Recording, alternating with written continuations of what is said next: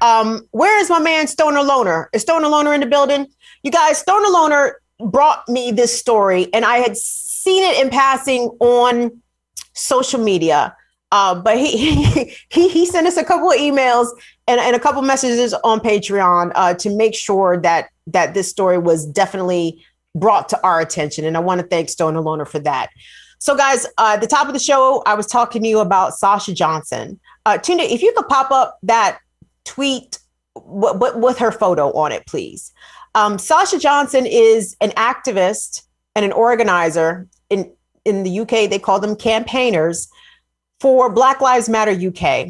And over the last summer, she was extremely visible and extremely vocal and out front about the movement for Black lives in London and the levels of racism that Black people and African people and people of Middle Eastern descent experience in London, not just in London, but across England, right? Across the British Isles, as it were.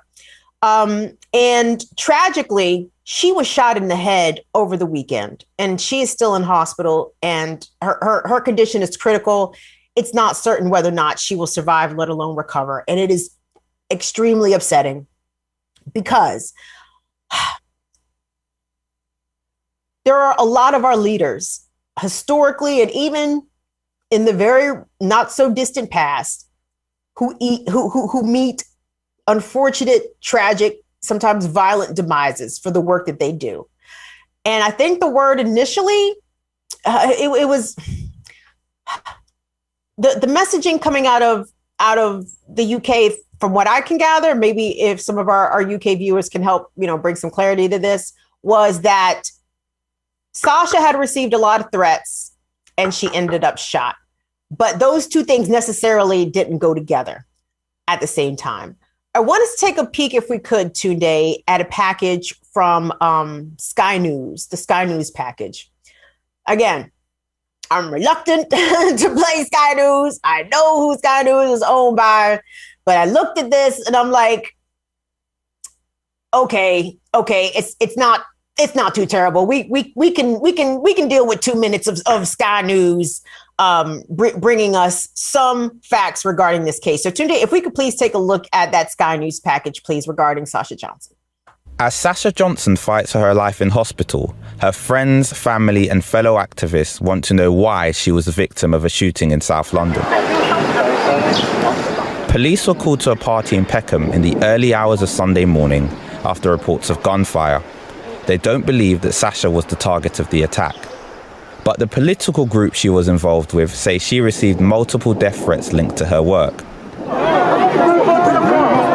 Sasha was a leading figure in the Black Lives Matter protest last year.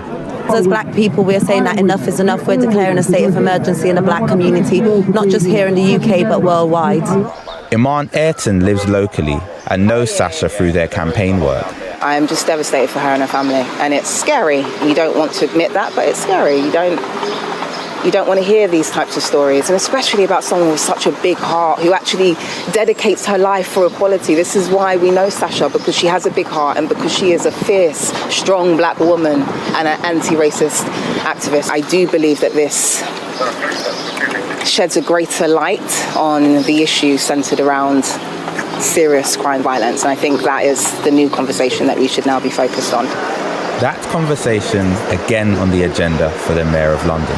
It's no consolation to Sasha's families for the fact that huge progress has been made and is being made. Gun crime is down, violent crime is down, but the fact is Sasha is currently fighting for her life in intensive care. Emotions are raw at a vigil near the hospital where she is recovering after an operation. People here are gathered to show support for someone they see as their sister in the battle for racial equality. They've spoken about her as a mother and a friend, as well as someone who inspired them to take to the streets to march for what they believe in. What a beautiful talent. And to think that she was shot in the head, I've cursed some bad words. I'm not going to repeat here. To say, why? A woman of peace, a woman who had a vision. Those here are praying that Sasha will return home and to campaigning soon. This community is distraught and in search of answers. Shingi Mararike, Sky News, South London. So, again, an extremely tragic story there. While Sasha is still fighting for her life in critical condition, apparently authorities have identified, I believe, 4 men that they are looking for. Stoner Loner, correct me if I'm wrong about that. And I was going through Twitter trying I like to get the regular people take on stuff. You know, the news is cool, but, you know, I like to know what the streets are saying, right? And I saw some British brubs make a couple vids, and I didn't include them just because I didn't. But the sentiment was that Sasha was shot by somebody Black, right? Maybe a person who was not necessarily gunning for her specifically, but she happened to be at the wrong place at the wrong time. And it seemed that these British brubs whose videos I stumbled upon, you know, they were like, how come nobody wants to say that, you know, somebody Black shot her? Like they want to say that, you know, she was experiencing death threats and perhaps maybe put it like she had been targeted specifically to be shot. But that does not seem to be the case. And we know here in the US, right, we have Black on Black violence, but there's white on white violence, there's Asian on Asian violence, there's Latino on Latino violence. Communities who live in proximity to each other have a tendency to engage sometimes in violence with each other. So I didn't see that was necessarily something that should not have been discussed. Perhaps I don't. My Black British brothers and sisters, I don't know how they see things sometimes. I mean, I know we're all on the same page, but I don't know. It seems like there's a high respectability quotient over there that maybe is not here over here in the US. Like, you know, whenever children are killed, Black children are killed in Black communities by Black people take to the streets and say, this shit is not going to work, right? That's happened all over where I'm at right now in DC and Prince George's County. Tragically, we've had several kids be shot recently, and people have gone in the streets and said that this shit is not going to work for us, right? We don't have a problem calling out each other. Like, we can call each other out and call out the police at the same time and still say fuck the police and mean that shit 100%, right? I want us to take a look, if we could, at some of the vigil scenes for Sasha. I like to check out, you know, how our diaspora brothers and sisters do stuff. What's up, River Run? Thank you so much for that, darling. That's very generous of you. Thank you so much, River Run, for your support. Thank you so much for that. These are videos shot by the Independent's first and only race correspondent. Her name is it Natalie White or Nadine? Nadine White, I believe. Yes, Nadine White is the race correspondent for the Independent, and she attended Sasha's vigil. And one thing I noted while going through Nadine's tweets is that she said that she was like the only journalist like in the circle where we're about to see this vigil take place, and that the white journalists were sort of like on the periphery, like they didn't want to come in, which I guess is sort of respect. But at the same time, like, how can you really get a sense of something if you're at a distance, right? You kind of need to be, as a journalist, you kind of need to be like right there to get it. So you guys, this is a compilation of Nadine White's videos that she shot for Sasha's vigil, which was held yesterday in South London, outside of the hospital where Sasha is currently fighting for her life. Let's take a look at that, Tunde.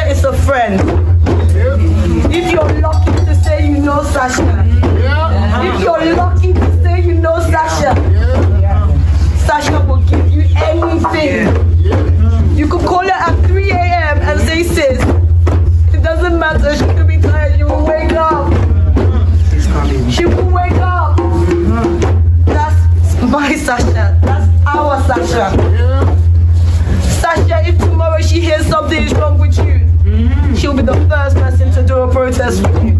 Yes. Even if she knows the police are coming for her, she'll still do it for you. Yes. No fear whatsoever. She's the one and only. There's nothing. This cannot be it. So she is. She is. She is. She is.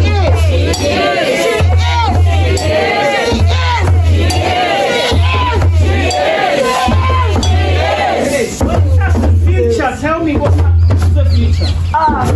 We're going to Ghana for Christmas. I want to hear from you too for Christmas. By saying, once again, thank you to all of you who came out here. And don't give the media, don't give the white supremacist media. I said it if we see you. Don't give them a story. Don't give them a narrative. Don't give them anything until they give us less racism, until they give us fair representation, until they give us the peace, the justice, and the safety.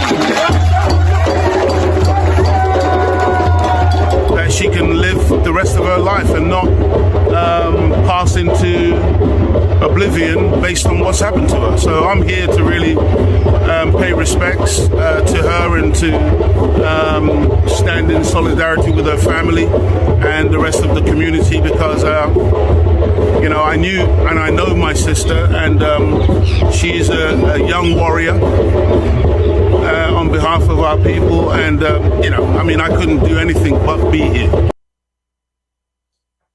Incredible scenes there, y'all. And I'll see y'all in the chat saying that you're going to bang your drum. Big Teal says, bringing back the ceremonies from the motherland. Yeah, buddy. Much love to the Black Brits, man. I feel like they're closer to Africa than us.